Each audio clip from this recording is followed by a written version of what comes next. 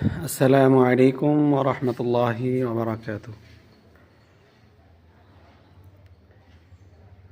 আমি আপনাদের সামনে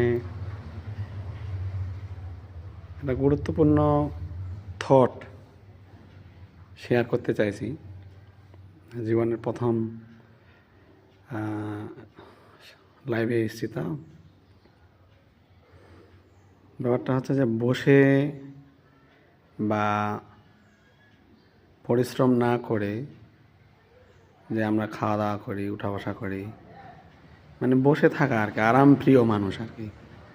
যারা আরাম করে খায়, কাজকর্ম করে না, তাদেরকে আমরা বলি যে রাজার মতো খাচ্ছে, রাজার মতো বেশভূষা। করণীয় হচ্ছে আপনাকে কাউকে না কাউকে ফলো করতে হবে। তো রোল মডেল হিসেবে দুটো দিক যদি লক্ষ্য করা যায়, যে আপনি যদি নবী পাক সাল্লাল্লাহু আলাইহি ওয়াসাল্লামকে অনুসরণ করেন,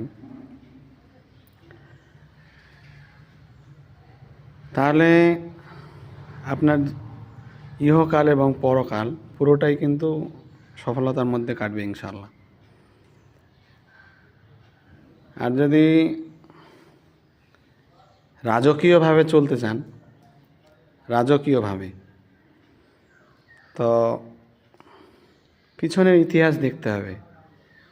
রাজারা আজ কি আছে, বা তাদের যে প্রভাব যে ছিল আর কি সমাজের বুকে, তাদের যে রাজকীয় ভাব, সেটা কি এখনও আছে?